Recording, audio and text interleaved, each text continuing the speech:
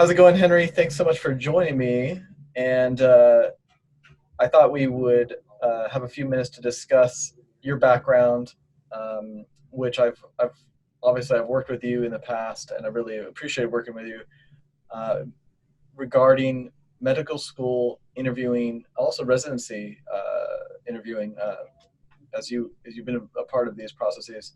And so, can you just tell me to begin with? Let's just kind of set the foundation a little bit. You've had an extensive background in the medical school arena as a dean at one point, and as well as you were like a program director. And so, can you just tell us a little bit about what roles you've had and what those titles were and things like that to begin with? Absolutely. Kevin, again, thank you for inviting me, and it's a pleasure to talk about these parts of my experiences and work in academic medicine that I certainly have found very useful and translatable in working with dental school applicants. Nice. So I'd started to say, like, I think it all stems from an interest in academia and an interest in teaching. That's really where it all came from for me. So I had completed a residency in internal medicine and pediatrics, which again is not as common for people who are familiar with medical residencies. It's a 4-year residency program that takes 2 general specialties, each one usually 3 years long, smashes them down though into 4 years, and then we're trained and able to take 2 sets of exams to get certified in both, and that's exactly what I ended up doing. I really like taking care of adults, and I really enjoy taking care of kids too. So after I finished my residency, I was a chief resident for a year, and my focus was providing education and kind of leading board review and all that board preparation for our residents. And it's good practice for people to do that teaching work if that's what they want to do in that role. So after I did that, I had an ongoing role with a residency program for almost a decade. And I was an assistant program director. So I wasn't the actual program director in charge of everything, but I knew about everything. And my role was generally to actually work with the residents around research, some issues around mentoring, but I was involved in their education and teaching, and definitely involved in the process of recruitment. So every year, 4th-year medical students are looking for new jobs, and they are going to interview in their presumed field of choice. They will be looking for opportunities to join a residency for 3 or more years and practice their skills in a supervised manner until one day they too can practice in unsupervised manner and then pass their boards and be full-fledged attending physicians. So, in that role, I probably had interviewed hundreds of medical student applicants. And I got to learn, certainly what behaviors and interactions constituted, I think, more effective interviews. And I certainly remember folks who made a very positive influence, a positive impression on me. Some of those folks I was actually quite sad if they ended up matching in another program, but such is life. But also every so often you saw some folks who didn't do quite as well either. So it gave me a lot of experience to practice that skill in that particular setting. Later on, I became actually the center director and a department head, and I still had roles in interviewing, although I wasn't as directly involved in some of the day-to-day teaching anymore because I had other responsibilities. Around that time was when I actually applied for a position to work as an assistant dean for admissions at a top 25 school in Ohio. And I really enjoyed that work.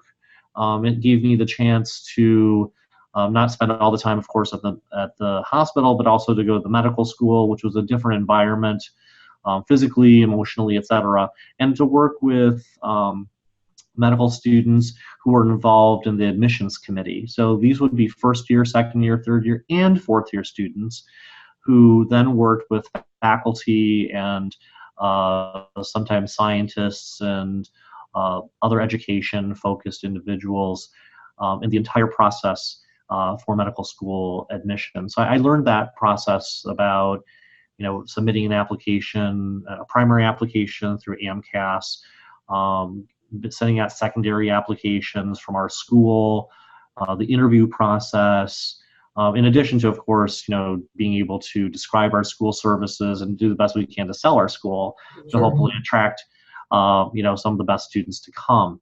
So that was something I did for a couple of years, and during that time, I had interviewed hundreds of applicants and seen thousands of applications. So it Nice. was very high volume. It sounds like it, and it's great that you have this spectrum of experiences within med school. You're seeing both just the beginning of it, where you're admitting students into med school, and then you're also seeing the after post grad part where they need to get that experience in residency.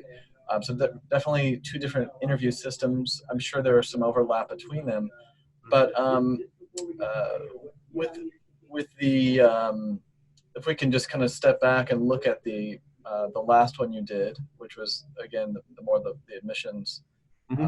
for med school.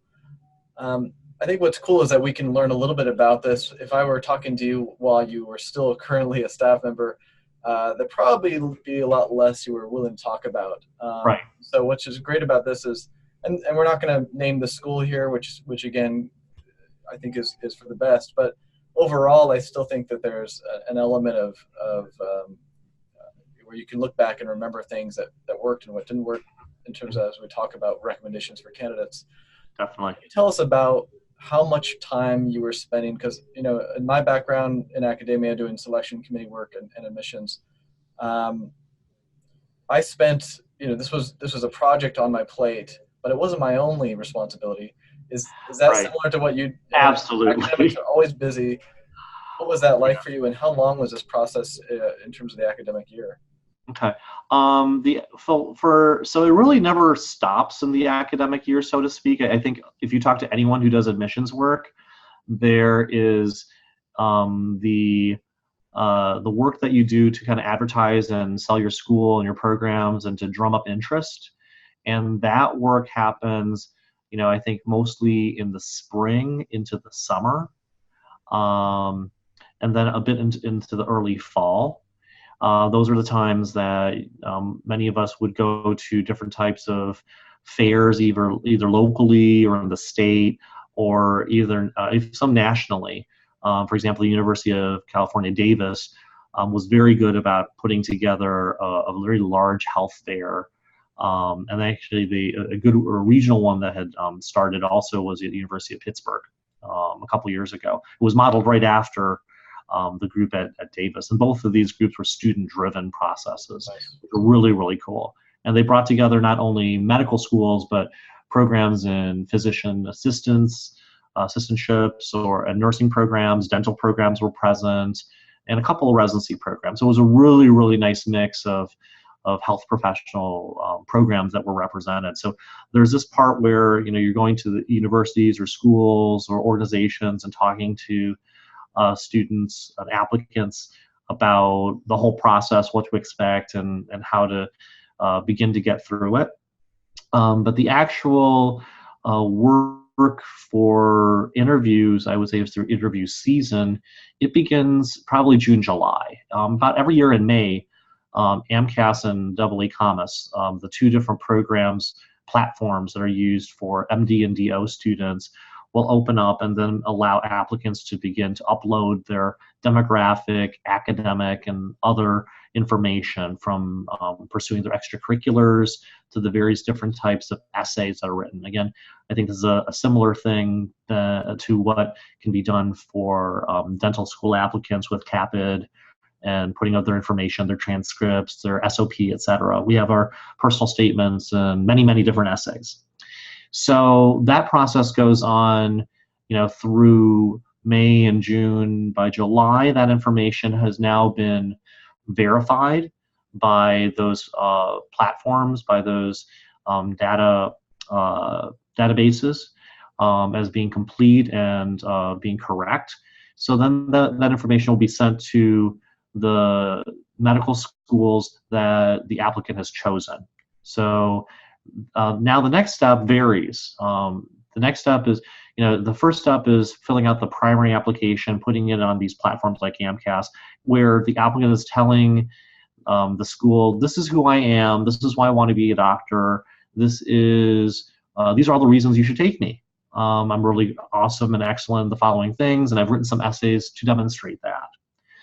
The secondary applications occur from and are basically an invitation for that applicant to tell that school more, but to do it through the tools that that school offers. So secondary applications have very school-specific questions, and each school is looking for something different from every applicant. Some and all these things that they're looking for are really driven by their own individual missions. So some questions may be translatable across schools, and we may have some more common questions like, as a potential medical school applicant, what kind of diversity would you bring to our school? Okay. Other schools may have very specific types of questions that they are particularly interested in for whatever reasons. For us, we had some behavioral screening questions as well as an additional question that allowed the applicants to explain anything else that was on their application or tell us more about themselves that they did not otherwise have the space to do on the primary application.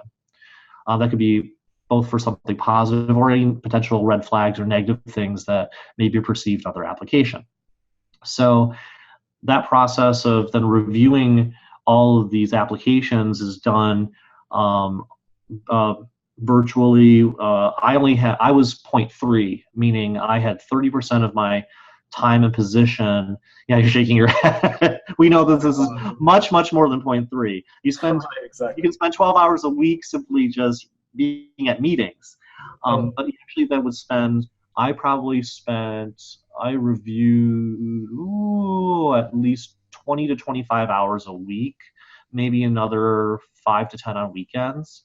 So I probably spent an additional 30 hours on average. And this is a problem of the system. I mean, I certainly wasn't happy that I probably had to take on this much more uncompensated work, but at the same time I realized it was important, and frankly the system was going to bend for me, let alone anyone else. So like everybody, I sucked it up too. But in the perfect system, I think people would be reimbursed for their time that was actually spent, not just the time that's put on paper. But in any case, you would spend this time then reviewing all these essays that people have written, as well as looking at their test scores, their academics, their activities, their extracurriculars, and trying to get an overall gestalt about who they are. And then we make a recommendation individually about whether or not we would want to have them brought in for an interview. So I could say that, to my knowledge, applicants were reviewed at least twice by two sets of eyes. Everyone was ultimately reviewed by the associate dean, who was the dean in charge, and then at least had either director of admissions or me as associate dean or one of the other people who were screeners, folks who might be on the admissions committee, folks who may not be, but otherwise had some skills associated in HR or other areas related to interviewing, to look over those applications and to kind of give a suggestion, thumbs up or thumbs down, should we bring this person in for an interview. And so just to go off that real quick, so you're looking, and you mentioned a personal statement. You guys called them personal statements, I take it. Correct. Mm-hmm. So with personal statements, that's a whole topic in itself. But just to quickly chat about that, did you guys have a process where you would look at scores and then decide whether or not to read their personal statement, or was the goal or was the intention to read everyone, despite whether you knew their scores and maybe their GPA or whatever like that were just not likely to cut it for you guys? I tried to go with the philosophy of the latter. There was definitely times I would look and see that unfortunately someone was at the first or fourth percentile for the MCAT exam. So that would be, our version of the DAT. So this aptitude test that we want to see them do well on, they were far below the 50th percentile, which is considered average. So if they were below the average, we had to really think and say, is this really somebody we can bring in? Now, I think that varies from school to school. Sure. At some schools that perform true holistic review in all their processes, including screening, there is no bottom number. So they might bring in somebody who has a first, percentile. Right. Ours was probably around 40th. If you were not at the 40th percentile, which is already below average, we really needed kind of a compelling set of reasons to bring you in. Unfortunately, those folks who tended to have lower metrics usually had lower MCATs and lower GPAs, which does make it harder to justify bringing those folks in for Well, that's interview. good to hear. And I think for applicants and candidates who are not sure about how much energy to put into the SOP or personal statement, that's helpful because, you guys are a top 25 Mm-hmm. school. Maybe you're not going to have your personal statement read at all schools, but at least there's good to know that some schools are, and maybe you can't go to the top 25. Maybe you have to Right. shoot different places depending on what your grades are and Right. your scores are. Let me ask you, once you got past that 40%, now you've got this big pile, and In a I big pile it was. yeah, this never-ending pile. And I remember, like, what you said actually caught my attention, which was I remember spending so much time in meetings.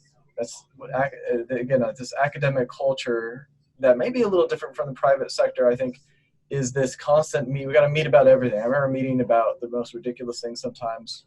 Maybe what we were gonna make, some sort of report or something, and we Mm-hmm. meet about it.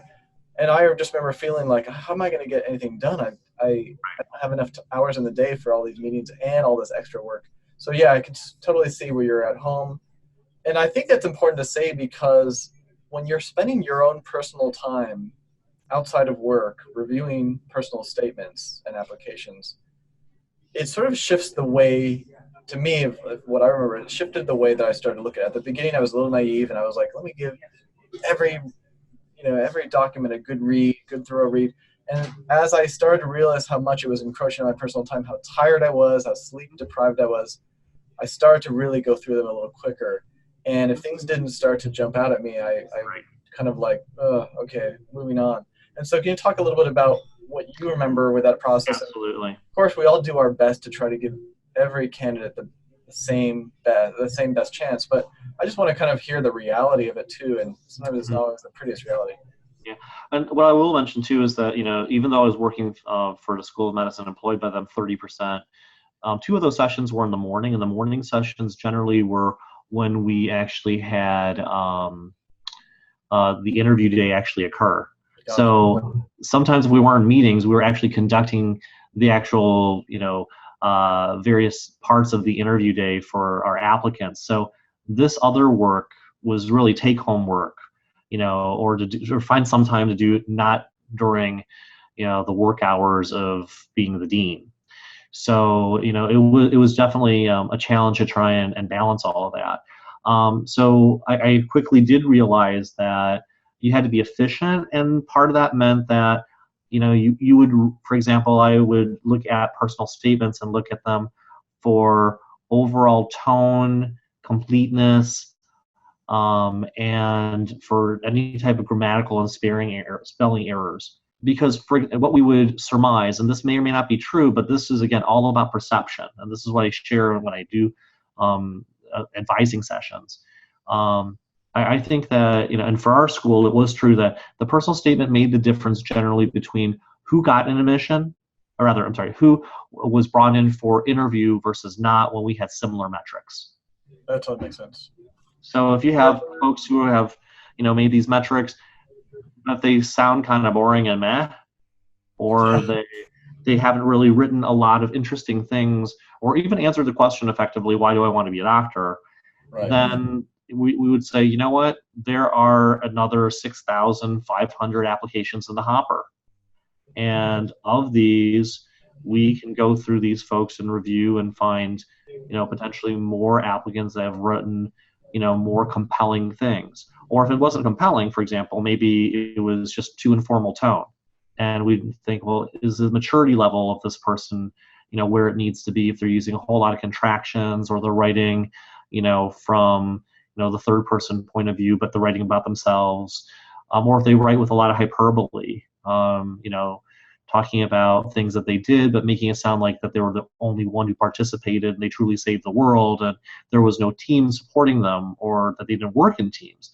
Those would be soft signs. I wouldn't say red flags, But there would definitely be signs I was like, I'm not feeling so great about this applicant, Yeah. unfortunately. They look good on paper otherwise. They've met all the other requisite thresholds, with scores and activities and whatnot. But I'm not jiving necessarily with this part that allows them to show us their personality. Right. So that's why I always tell folks, like, you want to put your best foot forward even in your personal statement. You want to write this in a way that is memorable. It doesn't have to be something that's particularly witty. We're not writing War and Peace here. This is not Tolstoy or any type of great author work. This is not creative writing. It's meant to be persuasive writing, compelling writing. You're trying to Right. compel and persuade me that you should be a doctor, and I'm supposed to agree with you by the end of your several paragraphs. So you should be providing me experiences as your evidence and reflective thoughts of what you've learned, and write it in a way that is grammatically correct with as few spelling errors as possible. And please don't use contractions. These were all kind of pet peeves that I had that I shared with others. That, again, when you're reading through thousands of applications, actually, when the ones are written well stand out just as well as the ones are written poorly. That totally makes sense. And I think that aspect of the personal is something that a lot of candidates don't realize is, well, it depends, but there are a lot of times they'll focus on just the volunteer things they've done in the community service or the clubs that we're a part of, and leave out a lot of like what were the aspects that made them excited about this field. Yes. And in fact, that's actually my greatest criticism. I think one of my greatest criticisms of poorly worded or poorly written personal statements and SOPs would be ones are simple recitations of your curriculum vitae and your activities sheet. If you just simply listed the things that you've done, but you haven't explained what they are and why they were important to you and what impact they had on you, I really don't know why you did them in the first place. And you're kind of wasting both of our time. I hate saying that, but Yeah. I feel strongly that way. Yeah, So I can see that. Yeah, you're just basically you're saying just this list one thing after another, and it's like a journey through basically your day-to-day life, which isn't particularly interesting sometimes. When it comes to the origin stories and maybe how people chose to become a doctor, what are some of the, if you can just possibly remember, what are some of the top, maybe one or two that you remember? And then is there an aspect to that where you wondered the authenticity of it? Was there a point where you would look at it and be like, yeah, I've heard this story before, but the story usually makes me question whether if you're just finding something to write about, or is this the real reason? Yeah. I definitely, healthcare professionals like superheroes have origin stories, right? And for doctors and dentists, a lot of them actually are very similar in the sense that there are a few arcs that I see in terms of the exposition. Something along the lines of, I was a patient at some point in my life, and I experienced something really important, and it was one of the first times I saw how the medical community works, or how the dental community works. Or something happened to one of my friends or my family members, and again, it was that type of reflection again. I think there are also some folks who are genuinely interested in science and discovery and learning and anatomy and physiology, and this is another place where we see an origin story. I think for some other folks, they might have been vaguely interested in life and sciences, but maybe it was because they had a volunteering or other type of experience that was one of the more moving ones in their lives. And that was the case for me when I was a 16-year-old thinking about pre-med, kid who was raised by dragon parents, so to speak. For folks who don't know what that means, in Chinese Asian communities, they were fairly strict and had high expectations for their children to become some form of professional, usually becoming an engineer or a lawyer, a doctor, but some kind of professional worker.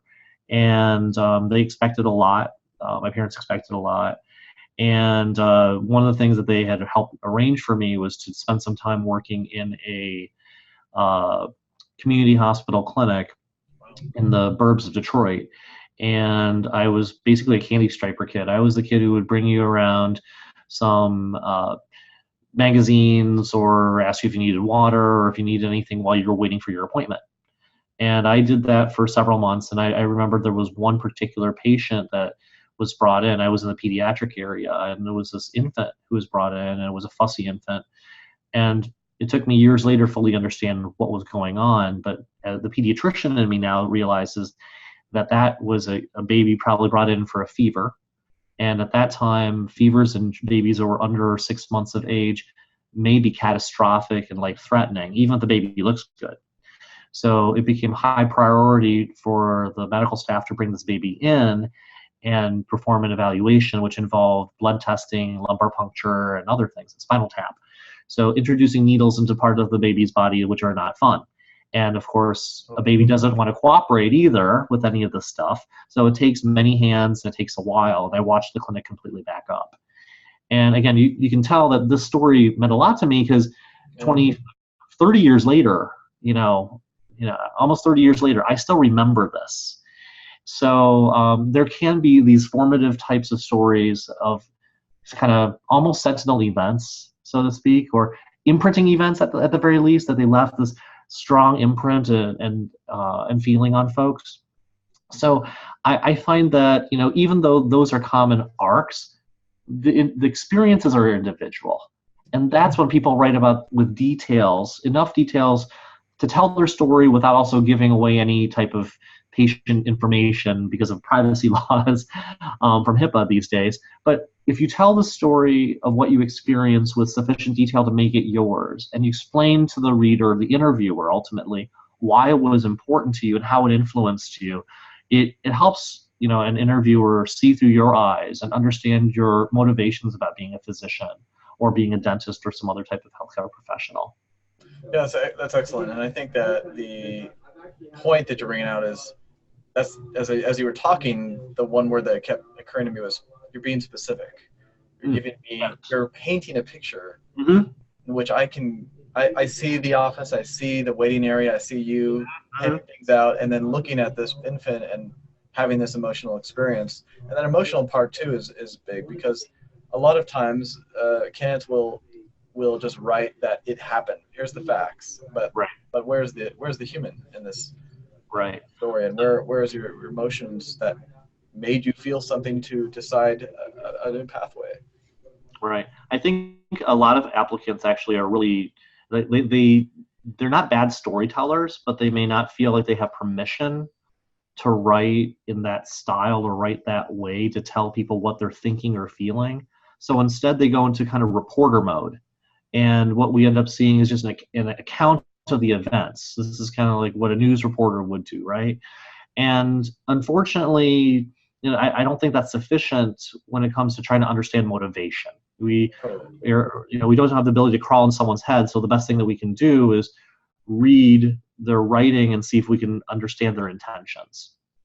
Well, and I think what you're also pointing to is, as a reader, you need to feel something about this candidate. If you don't feel anything about the candidate, you're likely, and their test scores are kind of in that gray area where they could go either way, you might just say, yeah, pass in this case. Now, if your test scores are spectacular, you're probably going to let them come to the interview anyway. But probably. But the emotional side of it is, what do I feel about this person? And what you're pointing to is, there's a notion, especially when you're doing a big official application and you're writing an official story, you feel like, well, I need to be impersonal, I need to be professional, I need to get my human out of the way and just write what happened, and they'll appreciate that. And that's something that is sort of a hidden danger, I think, is people don't realize that actually more humanness can be good. It doesn't mean you need to say things that are inappropriate or a little too private, but just a certain balance. Agreed. Cool. Well, let's move on to, because that's the one side, and the reason I bring this up, I want to mostly focus on the interview stuff, but that's a huge part of it, because there's also an aspect where sometimes you might often remember an SOP or a personal statement as you actually see someone in person, and when those things click and you're like, oh yeah, that was a great personal statement, and now I can see where it came from and why. And so there's that aspect of meeting that candidate in person. Can you talk, first of all, I think I just want to hear really quickly, when you're making the decision of who to bring, you mentioned you went over about 2,500 applications, I believe you said was the word. Mm-hmm. Of those, can you talk a little bit about the ratio of the number of candidates you would Oh, sure. interview versus the Yeah, people, so basically the number of openings that you? right. So what I would say, so the biggest number was somewhere around, it varied year to year, be 7,500, 8,000. At one year, the most was nine. I think most years between 7,500 to 8,000 applications overall. Those would be the primary applications. Okay, so um, of those, I personally screened at least 2,500 of them. Gotcha. Wow. So I had at least looked at a third. And then um, of that group, ultimately we would probably send out, I want to say probably 4 to 5,000 secondary interviews or secondary applications. So Okay. then again, we have all those to look at and review, additional essays to make a decision if we want to bring someone in for an interview. Ultimately, we conducted just under 1,000 interviews a year. So from 7,500 to 1,000. Then from the number of interviews, we look at the number of spots. So at this particular school, there were 3 different tracks for medical students. There was a traditional university 4-year track that had 176 seats. There was an additional 5-year special medical scientist track. So you weren't going to be an MD, PhD, but you were given a special additional year of research. And this particular track was also very highly desirable because it was tuition free. So that was 32 seats in that particular track. And then finally, there were about a dozen MD, PhD applicants who then had to satisfy 2 different committees. They had to satisfy the subcommittee for the PhD work that they're doing, or PhD level work that they could be doing, and convince people that they would be great scientists. At the same time, they had to convince the general admissions committee people overall that would be great doctors. Gotcha. So that was about a dozen. So we're looking at probably 212 to 20 positions altogether. Wow. So I think the acceptance rate overall was something like, what was it, 4%, 5%? Gotcha. That's really incredible, and it really does speak to the due diligence that most of these, at least to the top schools, I'm sure most of the schools go through to be able to make sure that they're making the right decisions about people.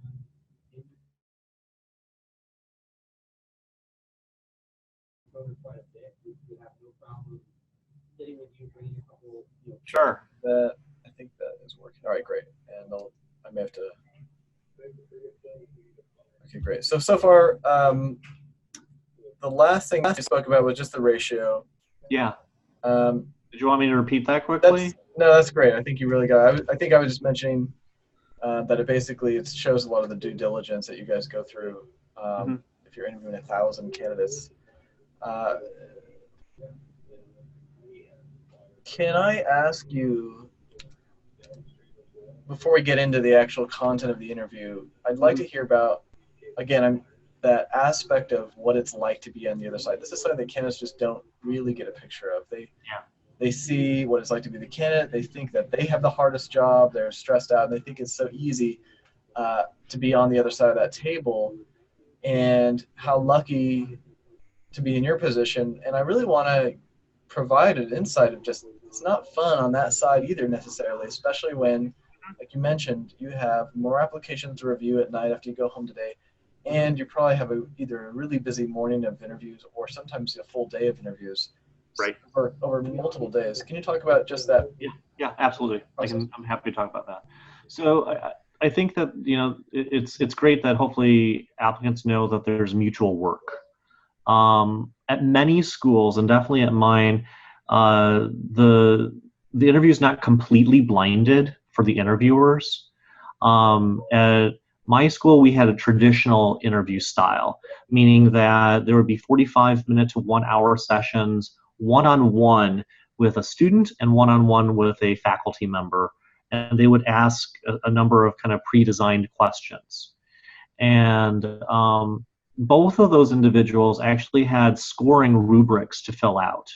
They had ways that they actually had to write down an electronic intake form that would let us know what their thoughts were about an applicant or candidate. Because ultimately what would happen is at admissions committee meetings, we would then present, say, about 100 applicants at a time. There were 10 meetings, so once every 2 weeks. So that takes us through about 900 to 1,000 people. And as in my role as assistant dean at that point, I would present, and it was expected that those of us working in the office would present more candidates and also the more complicated candidates, for example. So our school, were not only did you get interviewed by the interviewer asking you different types of questions that we would prepare, that you have, and the company have helped identify and prepare folks for, but then we go back and we actually do kind of like a assessment and scoring of sorts. Sometimes there was a rubric, sometimes there wasn't. A lot of the scoring and the notes that were done also had to do with nonverbals and behavior. So if we noticed anything that was concerning about a person maybe not acting as professional as we hope that they would, or if someone made a complaint about them, not that they're saying, oh, this is a horrible person, but they said, they were just talking all the time, they didn't listen, or they looked like they were, it might be the front staff, the people who are making the appointments, our office staff saying, oh gosh, they really weren't that friendly, or they weren't really interested, or they didn't really say hello back to us this morning. Every little detail counted and everything was noticed. So I think that, medical school applicants, PA applicants, nurse practitioner level applicants, and definitely dental school applicants need to realize that when you go in for the interview doesn't end until you actually get the contract, sign on the dotted line, and start school that day. Up to then, you are technically still on watch. You are definitely on watch the entire time that you are at an interview, and you're on watch by everybody, because potentially everyone in your environment, whether they're in environmental services cleaning the floors, or the person greeting you, or they're the dean of the medical school, or a second-year student who's 2 years ahead of you, they all potentially have a say in whether or not you're going to get in. So I think that, that's something that people have to realize, and it's not to make people feel afraid and think, oh, this is big brother watching me. It's more that you should be aware of yourself and your surroundings. Be aware of how you are perceived. Be aware that you may be talking a lot at a moment, and maybe you're, monopolizing a conversation, and then take a moment to back off and even acknowledge it. Oh, wow, I just realized in my excitement, I've been talking all this time. You probably have other questions you want to ask, or maybe there are other things you want to talk about. Maybe I'll stop here and let me know what else you'd like to talk about. Beautiful. That, for example, is a very refreshing, kind of save for to see if an applicant all of a sudden, was so excited they kept on talking. But unfortunately, yeah, we've seen some folks sometimes not be super professional either on their interview day or sometimes when they come back for second look weekend. Gotcha. So the professionalism piece is something that is noted and can also be recorded in the interviewer's notes. Ultimately, all that information is what we would present at these meetings. And if you can imagine, if a admissions meeting for AdCom, admissions committee, lasts 2 hours, 2.5 at the most, 100 people to go through. Some people are, presented in a very easy way that everyone's in agreement that they should be admitted. The hard ones are when there's I wouldn't say conflict, but there's disagreement within the raters. For example, the student says yes and the faculty says no, or various shades of gray. So those take a little bit more time. And also any applicant that, the student and the faculty both said no for some reason. And again, we want to make sure that we have thought clearly and thought well about what our response might be, for that student if they, contact us and they want to know what's going on.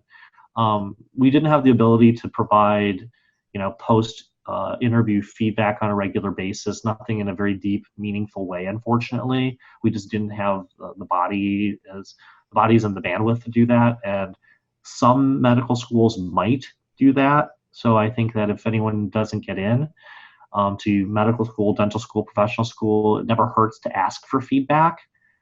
They might get some very useful, helpful feedback, but at the same time, there may not be a mechanism to actually make that happen. Yeah, or somebody who has the time to be able to even Yes, speak. or somebody to do it.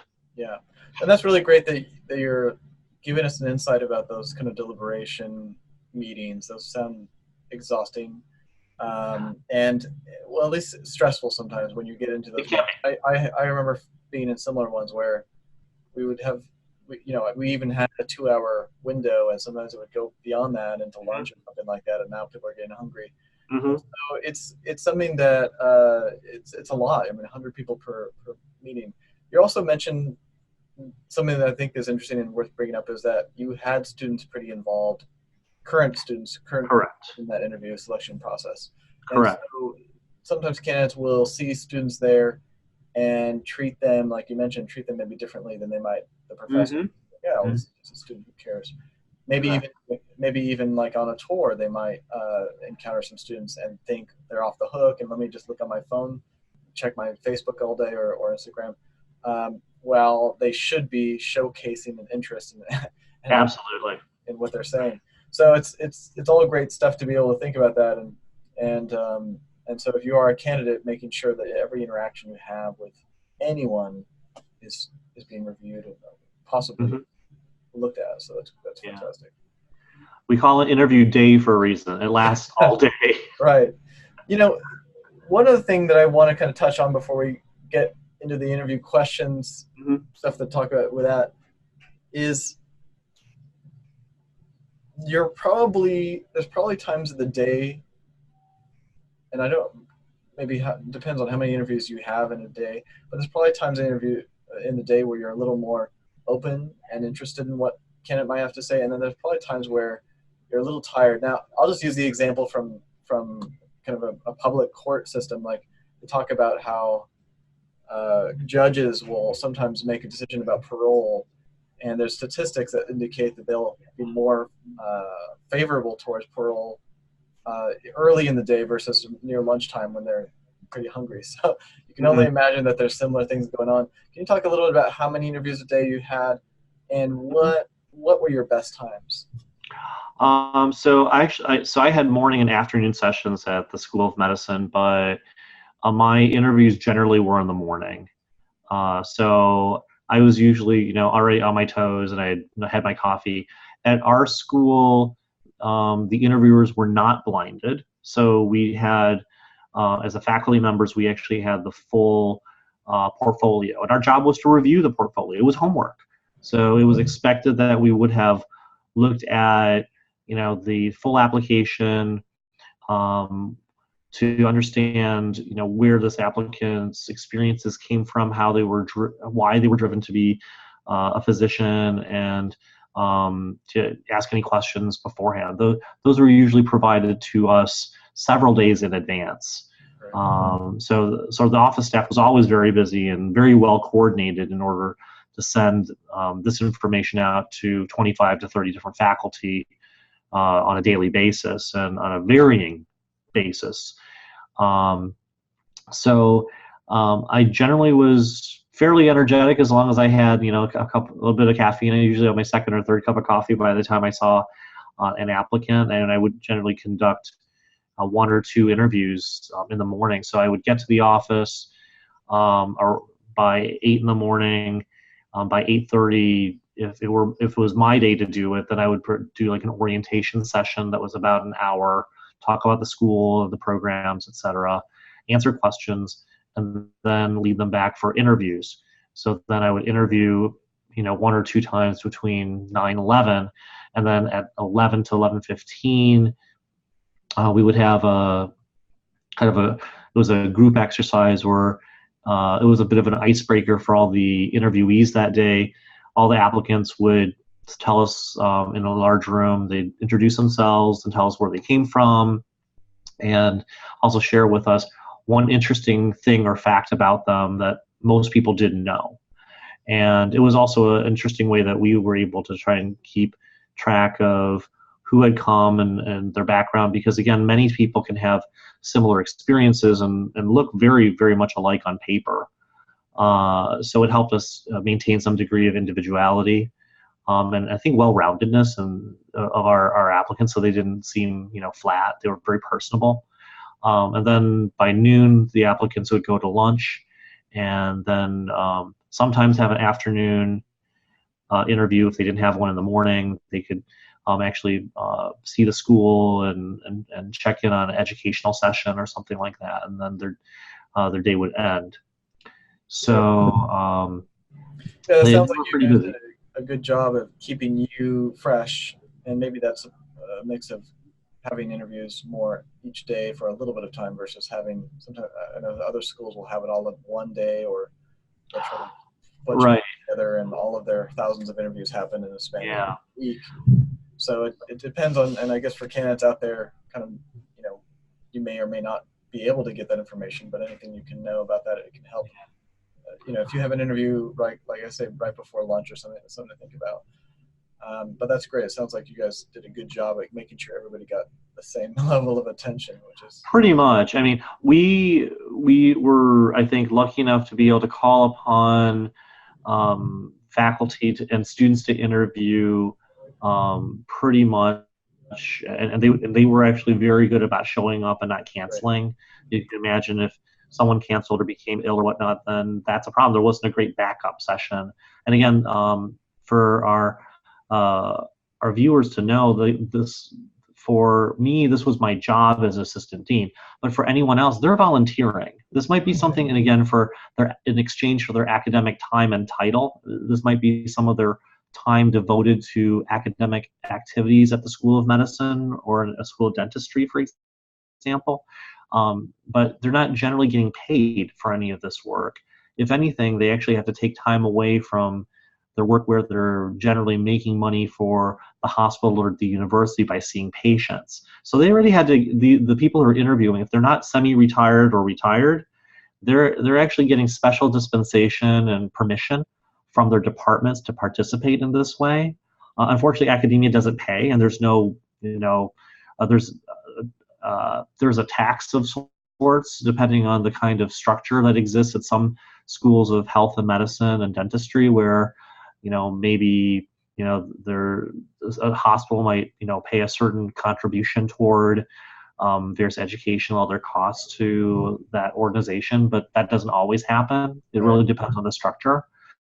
So yeah, a lot of this work again is uncompensated volunteer work that the faculty is doing. And again, we only had a traditional one-on-one session. Other schools are doing sessions that are similar to the Casper exam that people are taking more and more and more and more for medical school. I don't know if it's hit dental schools yet, but it's a measure of CASPER, like the ghost, but it's capital CASP, lowercase ER. And it's a personality type examination, and it's trying to understand the different personalities and backgrounds of people who get into healthcare and sciences, and it's being used more and more, definitely for MD schools. There are at least about 40 or 50 now in a few DO schools, and I suspect that this is something that will be used more in healthcare as we see time go on. But yeah, at schools that use a panel style interview or a mini modular interview where we might ask a short question, it might be a clinical or ethical story or vignette, and the interviewee has maybe 5 minutes to think about and then respond all together. So it's a test of thinking on your toes, and hearing how you think and how you speak and how you organize your thoughts. Those types of interviews are scored and recorded in completely different ways. And they require a completely different type of person power in order to execute too. So schools I think, are using their interviews to the strengths that they have, also to the limitations or the plus side, the assets that they have, in order to conduct those interviews that they feel are most appropriate. So again, I think it varies a lot, though. If you go school to school, you'll see people do it different ways. Yeah, and I appreciate you mentioning about the faculty that might be involved voluntarily. Again, you mentioned this is sort of your expectation to be the one going through so many applications. But nonetheless, even if they show up for a day or two as part of that selection process, they are still probably expected to go review these applications and really Yes. understand these candidates, and take time out of their busy days. Maybe they have a research project going on, classes. So it's just to think about all that person is facing. And I think that's good insight for you as a candidate, for candidates to really think about, from what can I say to help make this decision easier on this person, so they don't have to use extra brain power to figure out, to get stuff out of me. Really being more open and forthcoming with questions when they ask. In terms of the questions, well, let's actually get into. I would like to just kind of quickly get into first impressions. I think that's something that obviously you've met them through their personal statement to a more or less degree, but now you are meeting them for the first time.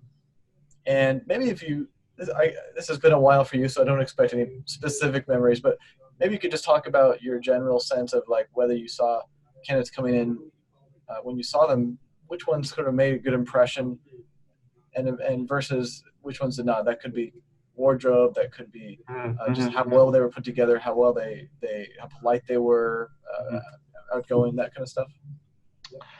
I would say like probably 99% of the applicants that I saw in general, and certainly all the ones that I actually interacted with and interviewed with, I think were very professional. They presented in a professional way. They dressed well. Unfortunately, I think this is still a very conservative part of healthcare and medicine, where the dark navy or the black suit is generally what we end up seeing. Every so often, someone might wear, another color. I think, frankly, as long as they look well, they're put together, they're presentable and clean, that's not a big deal. But just do realize that if you happen to wear a khaki or even a color of purple, that you generally probably will stand out against a room of other people. And just weigh that into how you want to present. That's not a good thing or a bad thing. It just simply is. It's a really good way of putting that, because I think there's a notion out there that there are off limit colors, and then there are safe ones, and that may be somewhat true, but like you're mentioning, that could be positive or negative things. Exactly. If you're the only person wearing red and everyone else is wearing, khaki and gray, you'll probably be remembered at least for wearing red. Now, you hope that you're going to be remembered for more than that, that you were, a really, compelling candidate, you had great stories, you had great experiences, and you were memorable, not just because of what you wore. But you don't want to be memorable because of what you wore and it wasn't well put together. Right. So I think that, this wasn't necessarily the case for, I think, any of our candidates, but this was the case when we were hiring, looking for to hire a person who worked in the office. And one particular candidate who was applying for the job, we were thinking, we like this person, but part of the decision why we decided not to take this person had to do with how he presented.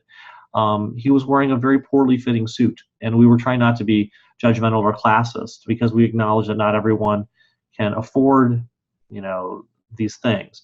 And a lot of people go in debt and they're taking out loans already.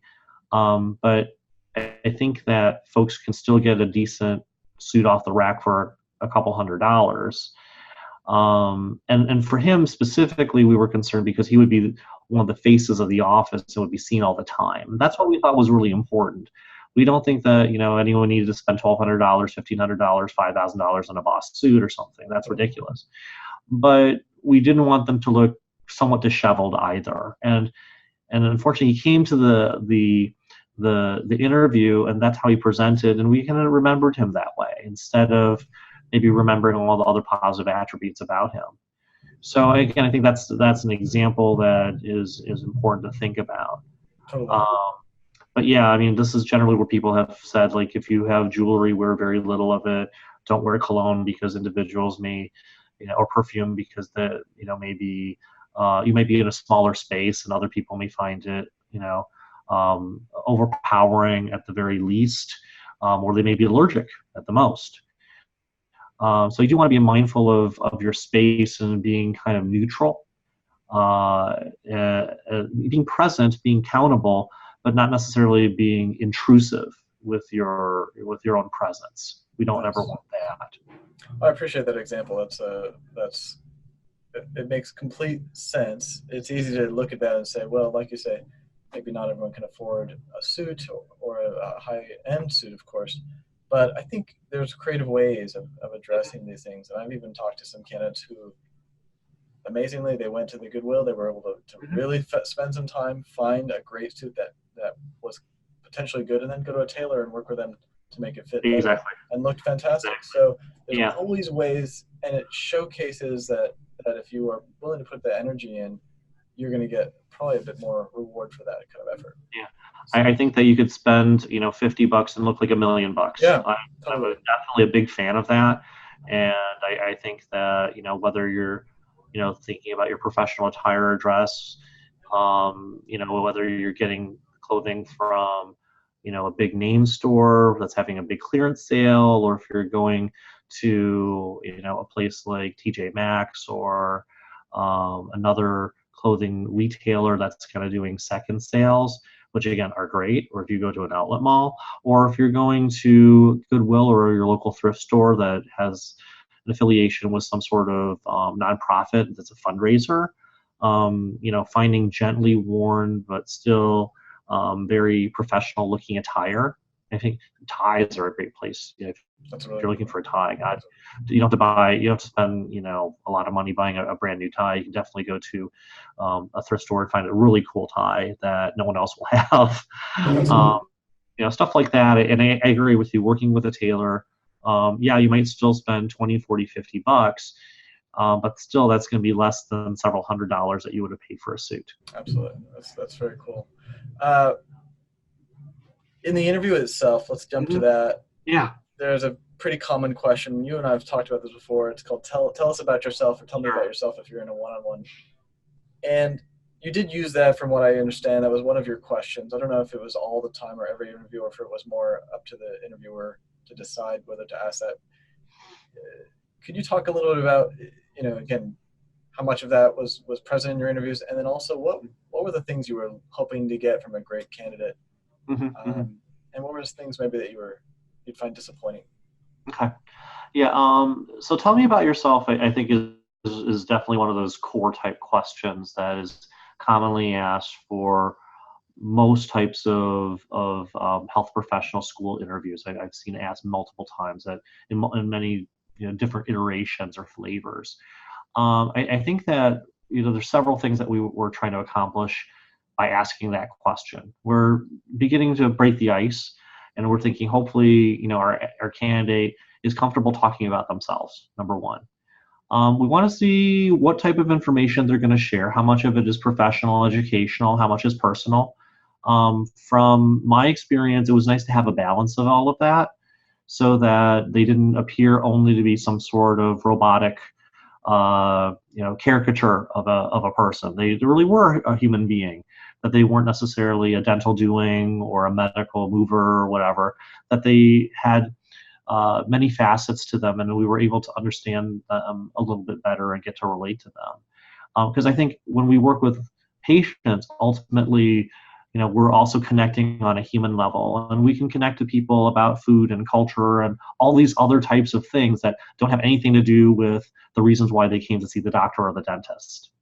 So I think that again, this is a good point of practice to see just how are they able to communicate, how clearly and how comfortable are they? Are they terribly nervous?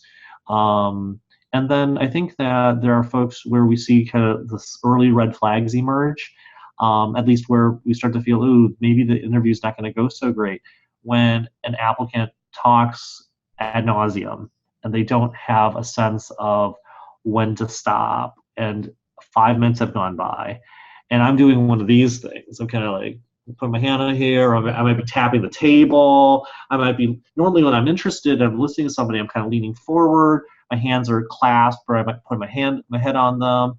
And I tell them, like, I was old school, so I would actually take a pen, a pad of paper, and I write notes as they're going through. I might be writing on their application, in fact, circling things, highlighting things, adding stuff. And I was very, transparent with them that I was doing this. So they saw me as I was taking notes. I'm nodding and acknowledging what they're telling me and making little questions that I might want to ask them later. But sometimes they would just talk for a very long time. When that happened, we start to wonder a little bit. For example, if someone doesn't have awareness of when to stop talking in a interview, will they have the awareness to stop talking, for example, in other settings like Sure. teamwork? You have a group project. Is this person, if they're elected team leader of a educational project, will they really be effective, or are they going to overtalk everybody and overpower everybody? So again, those little things, we pay attention to them. Or if someone's really difficult to get answers out of, or they're kind of reticent, are they that nervous? Are they going to shut down? And to give us only short, terse answers, those are painful interviews, awful, also. So I think that what we're looking for generally is something that's conversational, where the interviewee is relaxed but formal. Because I think it's always important for the interview to remember the interviewer, even if they want you to be relaxed and comfortable, they are not your friend. Nor should you treat them as such. You should treat them with respect. If they are a clinician of some kind and they have a title, you should be referring to them by their honorific, Dr. So-and-so, okay? Even if they invite you to call them by their first name or something, you should still refer to them as Dr. So-and-so out of respect.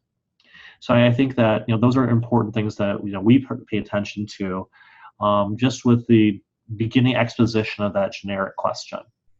That's great. Yeah, that's so much insight there, because it's not about what you say. Sometimes you're really pointing to the way they're Mm-hmm. presenting themselves, and that not just the energy, but also the attitude, the mood of it. I do think that there is an element, like you talked about, where people can really, and I've seen that too, where people can go on and on and on. Mm-hmm. They can, if they're not stopped, they can sometimes take up half the interview.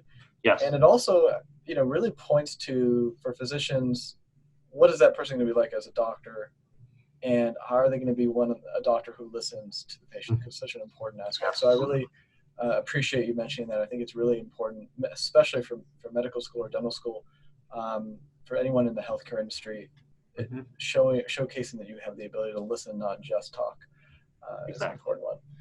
And at the same time, that aspect of somebody just not willing to open up, and so that may be a different issue altogether.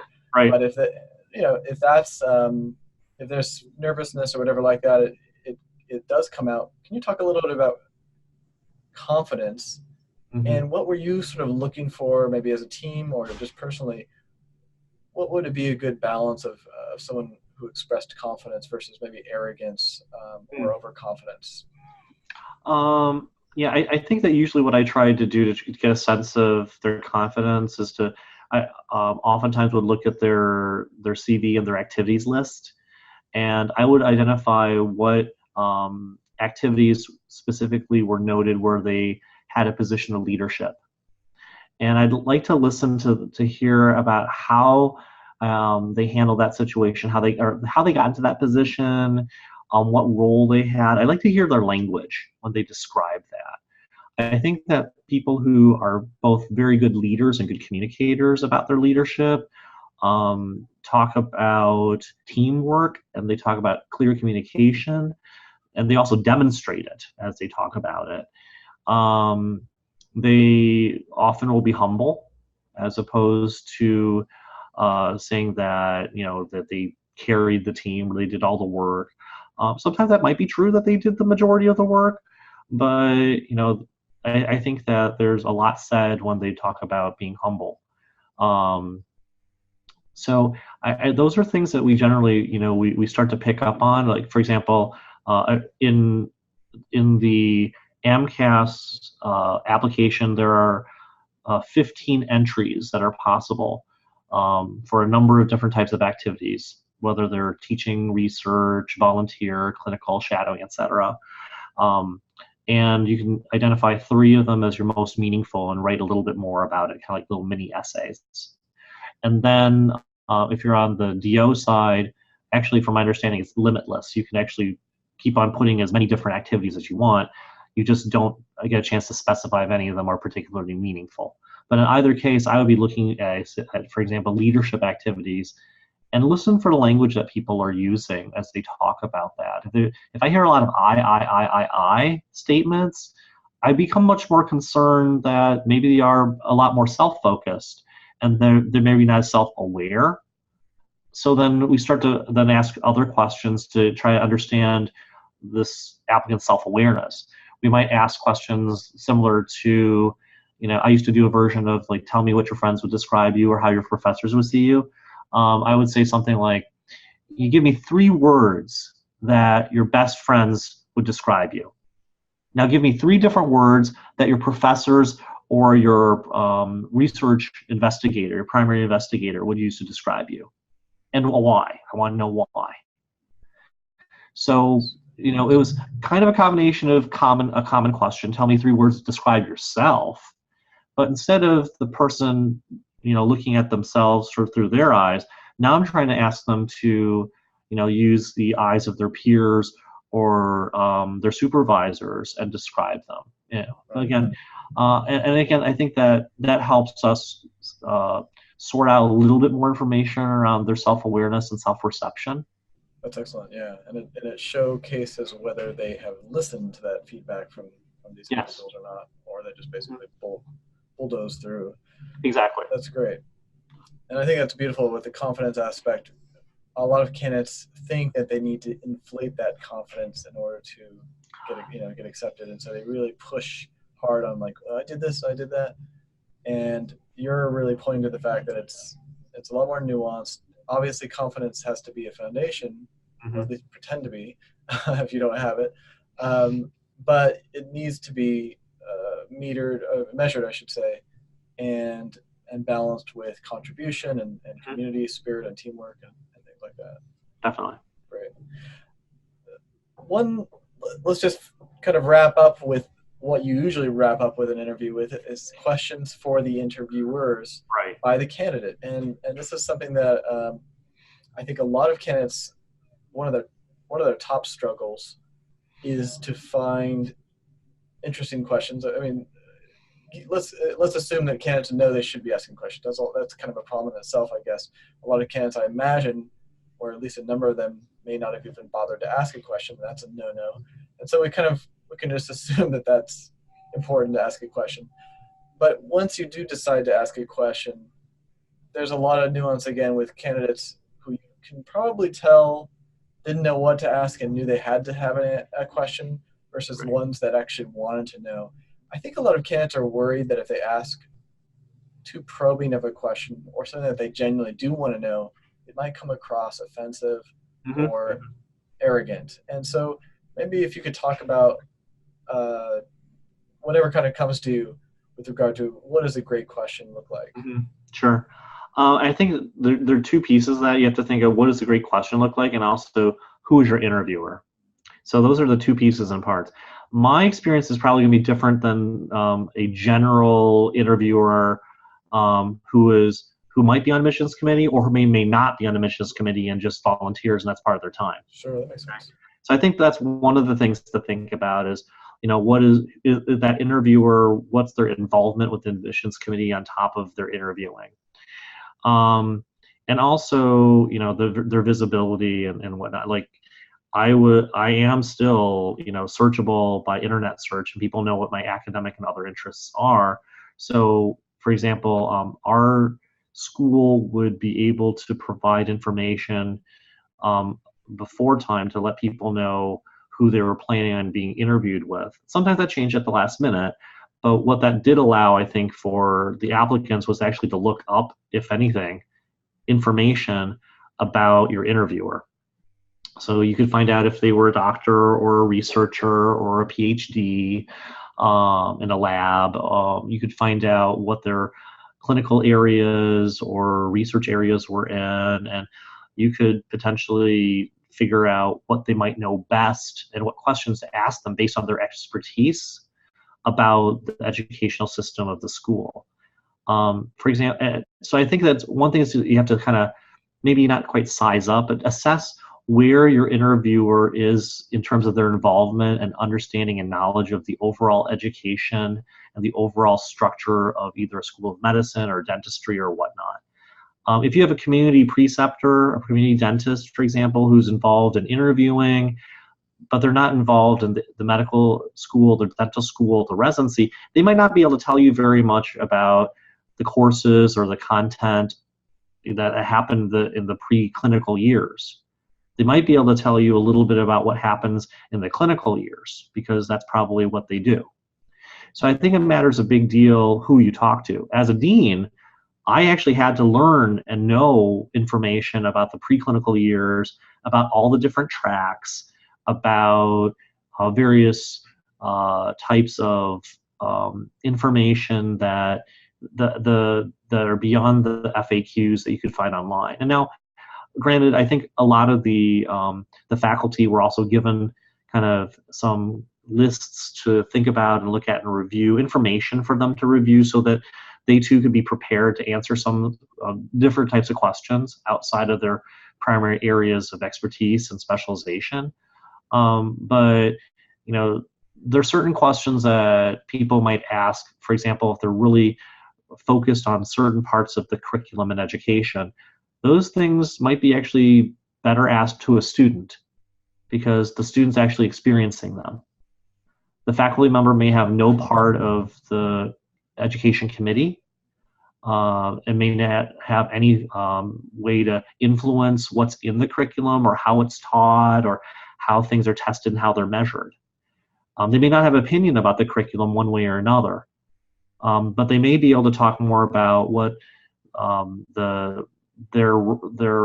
interactions are like. So I think maybe, you know, a question to the interviewer might be asking them, what is their role with the School of Dentistry or School of Medicine in general, and what has their role and interactions with dental or medical students been like? That actually is a great starting question, because it helps the interviewer understand on a day-to-day basis what they might do.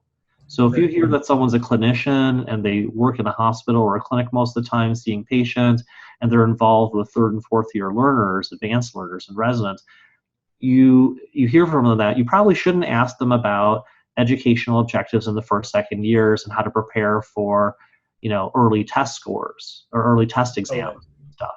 That's just probably out of their expertise. But if you're talking to somebody who is the director of one of the modules in the first year education, in fact, that is the person you probably should be talking to at least, or one of them. So I think part of it is understanding who you're talking to, which is part of that understanding your audience. And when we brought in it later on to apply it to health and medicine and dentistry, know your patient, understand your patient. So again, we have to understand where people are coming from. I think that's a similar process. So that's one of the things we need to do, is to know who we're talking to and find out, does our question make sense to ask them? If we're not sure, we could, I think, still ask it anyway and then get some feedback from them. That's good, because I think a lot of times the interviewee might show up with this sort of concrete question that they've thought about. Okay, it's not on the website, great, and here it is. And then again, they're not sensitive to who is going to be able to answer this, and you might just get a response like, I don't know, I can, maybe you can email so and so, find out more later. Exactly. Which is kind of a feeling of deflation. Any questions that you remember being just like, ooh, that's a bad question, just simply? I mean, one that I can remember was usually stuff regarding when am I going to find out if I'm accepted? Right. Yeah. How much does this cost? Or something money related. Anything that you remember kind of like? Well, we could actually talk about, the process. We can't say if someone's going to be accepted, right? But we actually could talk about the process. I mean, I actually sometimes use that as part of my wrap up. And I would say, in general, what's going to happen is that you and the other applicants who are here today in the last 2 weeks will be presenting you at an admissions committee meeting. These happen twice a month. So generally we batch out, a communication roughly 4 weeks from when you had your interview, but sometimes it can be a little longer. And that's when you should expect to hear from us and know whether or not you've been accepted, waitlisted, or unfortunately rejected. And, that is a decision of the admissions committee. I, at the time was one of the folks who worked in the office as an assistant dean.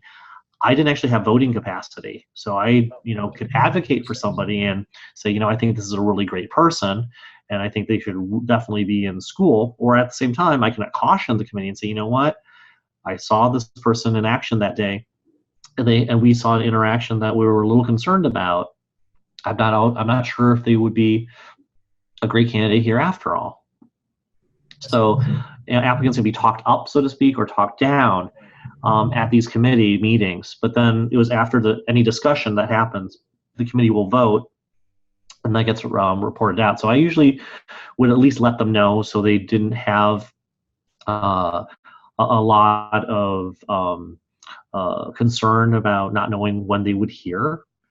And certainly encourage them to contact us had it been, say, 6 weeks and they hadn't heard anything one way or another. Okay. I think that, I didn't really have any questions I didn't receive any questions I think were really truly oddball or whatnot. Okay, I think that there's some questions that when we're asked, frankly, as faculty, we may have a difficult time answering them completely truthfully. sure. There are sometimes, and again, I think this is just a reality check. There might be internal changes going on that we're not allowed to talk about legally or otherwise. And then sometimes people will be asked, oh, is there going to be a change, any anticipation, any changes going on? We can't talk about them. Okay. So I think that that's not necessarily a helpful question. I think that we would phrase that instead of just, are there any changes that I should be aware about? Is like, are there going to be any positive developments in your estimation that you can talk about that, would potentially affect my decision on wanting to come here, or are things that the school, might want to share or will be sharing in the near future? So, it takes into consideration. Yeah, there's certain things that when you work for an entity like a hospital or a university, there's always lots of legal stuff going on day to day. Mergers, acquisitions, changes in leadership, changes in staffing, changes in all different things. Majority of that doesn't affect education. Every so often something may. Even if it does affect education or could affect education, there are sometimes you can't. There's no good answer to talk about it. So I just think that the applicants should be mindful that question may not always be as helpful and unearth something for them as they might think. What you're giving out is a way to get some of that by just giving that precursor, whatever you can, whatever you can share, which is a neat idea. I'm curious, when a candidate asks something like, in the spirit of prove yourself to me now, right? So they've spent the whole time being asked those many questions, many versions of that, and now when they turn the tables and say something like, why should I choose this why should I choose this medical school? Why should I choose this dental school, or whatever the program is, or what makes you the best program? Do you feel like that was something that you welcomed, or did you feel a certain sense of like, that's quite it can be either confident or it can be a little arrogant. Yeah. What's your read on that? And I mean, I would have to suss that out, because I think initially at face value it could be kind of mixed. Sure. I could certainly see how it could just still be kind of like some degree of information gathering, I think, on behalf of the applicant. And if that's the case, I think that I would get a sense that they were inquisitive throughout and just trying to get that piece of information out. But if it felt like we've answered all their questions and they're asking me to tell this again, and frankly, part of my job has already been as assistant dean to actually introduce and talk about all the highlights and all the interesting things about the program and try to sell it, and to be asked that question yet again kind of makes me think, weren't you at my presentation this morning when I discussed all these things? I'm trying to tell you these are all the reasons, the different clinical places where you could train, the different types of programs that we have, the different patients that we have, the use of technology that we have, et cetera, et cetera, et cetera. Like, are you sure you really wanted to ask me that question? Then that would be potentially a little off-putting, because I'm like, did you not pay attention? Were you not there? Or Right. what about this morning session didn't answer you? Mm-hmm. So I'm not sure, in that case, I would hope that they either just missed something that Sure. I presented that morning, and that was the case, and I could just, share with them some information. But otherwise, I actually would be a little concerned Yeah. that they weren't either paying Paying attention attention. Sure. or that something didn't click, especially since, Right. if it were them and not all the other applicants saying the same thing. I mean, I might have an off day and not present very well, but I would hope that everyone would tell me, "Ooh, you didn't talk about this, or you admitted all this Right. entire stuff." If it's only one person, then I would be a little concerned. Sure. Like, why is Sure. this a one-off? Well, that's interesting because my sense from you is that you are by nature someone who gives that benefit of the doubt. That this person's coming from a good place with this question. I'm going to give them this is a genuine question for them. I know that at least from my memory, not all of my colleagues were like that, and some you seem like a person who's a little more patient. But just to be thoughtful of how does my question sound, and sometimes what I think happens is I don't think the candidate intends to be off-putting, but because they're taking maybe something they read from a website of here's a great question to ask, and because they may not have the full they haven't grokked it yet as their own, they just kind of spit it out without Mhm. really knowing what it's going to do, and it Right. might come across a little awkward or a little strange without Mhm. context. So Right. definitely Right. something to think about. But I appreciate you kind of talking through that. That helps, and it's also good to know that there's folks like you that are really going to try to hear where is this coming from, and I can only assume the best from this candidate. So let me give that response as best I can, which is great. So this has been for me super helpful. I know time is limited though. You're a busy person, and so I just wanted to really appreciate you sharing with us the inside track of what it was like to be in your position, in your Mhm. positions, doing this. This to me, it's the amount of dedication. It just shows how much dedication is really involved in an academic medical program from from those who are making those big selection decisions, Mhm. and it really also shows the integrity of these programs, the extent to which you all went through this stuff and really tried to do your best to find the best applicants or the ones that fit best with your program.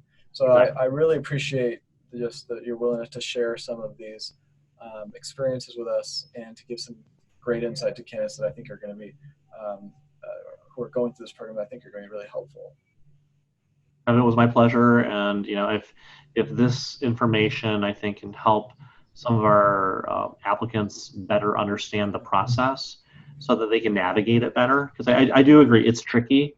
Not everyone, I think, is successful because not just how they present themselves, but the process itself has so many different parts and pieces, and is very, very complicated, and so much of it is also interpersonal and subjective. That I think that, if this information can help the clients be more reflective and be mindful of how they're being presented, how they present themselves, and how they're being perceived, that might go a significant ways in helping them be and making the difference, perhaps, between being, not interviewed to interviewed, or from being, accepted to waitlisted. Right. And I think what we're really ultimately saying is find, it's not for someone to create a fake version of themselves. It's about you Right. find that true version of yourself and being confident in expressing that in the best ways. Because we don't, honestly, we want people to show up and really show themselves as they are, but authentically. Because there's a lot of good people that might get missed otherwise. And that's at Mhm. least the attitude I have about it. So again, thank you so much for sharing your time today with us. You were fantastic to talk to and just enjoy really listen. I learned a ton, so I appreciate that. Thank you. I appreciate it too, and of course, I've learned a ton too about dentistry through this process. Appreciate it. All right, take Cool. care. Thanks so much. All right, it was a pleasure.